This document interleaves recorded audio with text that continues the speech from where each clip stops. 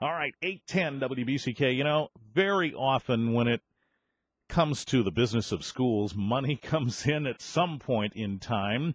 And in the Galesburg-Augusta School District, they've been learning that maybe a harder way than some others, but could be in any district where all of a sudden you realize you need to make improvements and you'd like to ask the voters to help you. They did that a while ago, and the voters did not follow through in their favor, and now they're ready to do it again. And Dr. Dania Bazzi is here. She is the superintendent of the Galesburg-Augusta Schools to talk about that, among other things. Good morning. Good morning to you, Richard. Thanks for the time today. Thank you for having me on. So November 3rd, huh? Yes, that's the big day that we are asking our voters in the Galesburg-Augusta School District to vote on a November 3rd bond proposal. That will include a lot of things, but really major things are really major renovations to our middle school. Our middle school was built in the 70s. It's about nearly 40 years old and needs quite a few improvements for us to bring it up where it needs to be. Anybody who owns a house knows how that goes. Eventually, buildings need work, right? Exactly. So there's not a way to do this given your current budget. Is that true? No, and in most districts across Michigan, if you look at large site improvements, they're done through a bond or a sinking fund or a tech bond, but it's rarely done through their general fund budget. Yeah, right. There's plenty of other places that money goes. The state funds us to where, again, we're not for profit. So right. The state is hoping that our revenues, equal our expenditures. So for things that will enhance the learning experience, it really falls on the shoulders of local communities and making that investment in their future. And we'll talk about that in a moment. You've set the stage now for what you're up against, and in a minute we'll talk about what kind of money this means for folks in the Galesburg-Augusta District and what you hope to do with those funds. As you've alluded to the middle school, we'll discuss just what that means coming up in a couple of minutes on WBCK 813. 8:15 WBCK. Dr. Dania Bazzi is here, superintendent of the Galesburg-Augusta Schools. So a bond request will be on the ballot for Galesburg voters on the 3rd of November. What kind of money are we talking about here? So basically what the school district is asking for is basically a .95 mil that would generate $14 million for the school district. Now what that means in dollars to our local taxpayer, for a person with a home market value, it's approximately a home market value of $100,000. It's approximately $47.50 a year. So it's about $3.96 a month. And then somebody, say, with a taxable a home value of $200,000, they're looking at about $95 a year. So not too large of an increase. But yet an increase, and it's something that people will have to consider while making that decision at the polls. So $14 million, does that make you look at that middle school building and say, that does everything we need? Well, yeah, it does a lot more. Really, that $14 million includes so much more than the middle school. It includes safety and security upgrades at all three buildings. Currently, anyone can enter any three of the buildings without filtering through the main office, which is a concern of ours. We really want visitors to go through the main office and then have access to the rest of the building. It also includes technology upgrades at all three buildings. And then it includes, right now, our athletic field is located at the elementary school at our primary, and it's not located at the high school. This would include a brand new athletic complex to be located at the high school. So instead of having Maskell Field at the primary, Maskell Field would be at the high school. You talk about that security issue. Boy, when I was in school, you'd walk in any door you wanted, and somewhere nearby there was a sign that said, visitors check in the main office. And that really was all you needed. These days, it's not the same, is it? Unfortunately, it's not. We do believe our community to be a safe community, but with student safety, you always want to take the most precaution as possible as you can. So it's not that we have a problem and we're looking for a solution. This is the standard now. We're trying to be, proactive to ensure that we're keeping our students as safe as possible.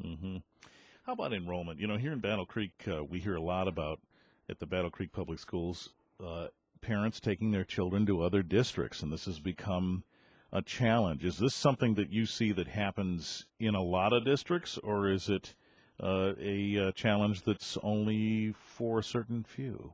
In Michigan, there's less students. I mean, we went from, I believe, and don't quote me on this, but we've lost probably 150,000 students in the state of Michigan. So we went from about 1.6 and change to about 1.5 and change. So that's going to affect it. Galesburg-Augusta, like any other school district with school of choice, has to continue to grow and offer unique learning experiences for our students. That's how you attract students. So yes, it's similar to what other districts are facing, declining birth rates. There's a lot of factors that go into it. And so yes, we feel that the bond issue will help us grow our base by offering our students the best facilities, the best opportunities with regards to technology, the best security. So that is in our thought process, because we truly believe that the school district is the heart of Galesburg and Augusta. It's really what makes those two cities so vibrant, and what we love about it, kind of that GA pride. So our goal is, by improving the school system, we improve our communities, we increase people's property values, and the benefit extends to all of our citizens and not just our students and families. We'll talk more about that coming up in just a minute. Dr. Dania Bazzi is here, the superintendent of the Galesburg-Augusta Schools. We're talking about money, of course, and we'll pick up where we leave off in just a moment. 8:22 WBCK, Richard Piet Show on Tuesday. Dr. Dania Bazzi is here, superintendent of the Galesburg-Augusta Schools, where there will be a request to approve a bond issue on November 3rd to improve school facilities. I was just laughing because we were talking about this. I drove by my middle school not long ago, and there happens to be a traffic light there. So I'm sitting there, and I looked over at the track where they used to make us run and run and run. And I thought, man, that track is blacktopped now. It was just gravel back then. This is the point. We do need to improve these things, don't we?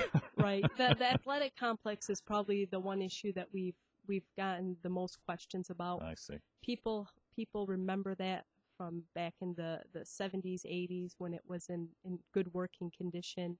Unfortunately, we haven't had a home track meet since the early 2000s. Really? We have cracks that are probably 1.5 feet wide all along the track. Pretty hard to run on that.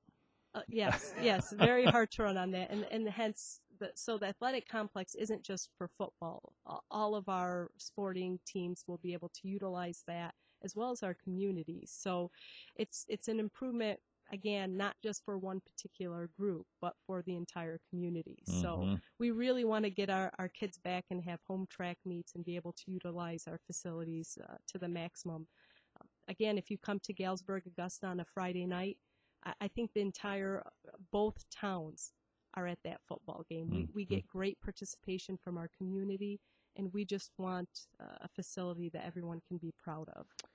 Well, if you just think a second about that which we've discussed, the notion that districts are trying to keep up with the demands of an aging infrastructure, like tracks with foot-long cracks in them, and the reduced amount of students going to school in Michigan, the added cost involved, the school of choice issue, which means a parent could say, these cracks are too wide, I'm out of here, and go somewhere else.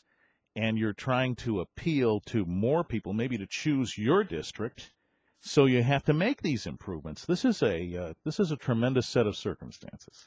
It is, and the improvements are, again, like I stated, to help attract, but really I'm responsible for 1,050 students that we currently serve, Mm-hmm. and our job is to advocate on their behalf and to make sure that they have the best possible education and the best possible experience K-12.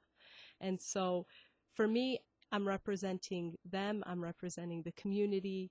It's a large picture. We're all working together very hard to inform the public of the ballot proposal and again hope for the best in terms of being able to move forward with this. So we tried this before and it failed. Why do you suppose that happened? I think previously, again, it's hard to speak about the past and the thought process of certain things. This time we took a little bit of a different approach. We had a bond committee team. There was about 25 people that were staff, community members, Mm-hmm. board members, and basically we've been meeting since February of 2015 to formalize what's our vision and what are our priorities. And so the scope of the bond is really indicative of a consensus of that entire group. So it wasn't just me working with the architectural firm and the construction management firm. We were really working as a team, and I can't thank the bond committee team enough for all their hard work in really capturing what we believe are the priorities of the community. And that's really what is the driving force behind this bond. Mm-hmm. And I presume that if you have members of the community on your side, that helps spread that message. Absolutely. If they're invested, these are trustworthy people within the community who are going out and sharing information. It just validates kind of my message, this being the start of my second year here in Galesburg-Augusta. So to have their support and to have their buy-in, we're hoping that's what makes the difference. So somebody's listening to this, and you've alluded to the answer a little bit, but I want to give you a chance to really sell it. Somebody's listening to this saying, I don't have kids in the district. What does this mean to me? Now you want me to pay $50, $100 more a year. And there are also people out there who say, no new taxes no matter what. We've heard some of them out there vocally stepping up on other issues. How do you approach this with them? And I understand that, and I respect a voter's right to choose. Everybody's personal situation is a little bit different, and we certainly understand that. For the people who say that they don't have kids in the district, again, these people care about the school district. I know, I've talked to them.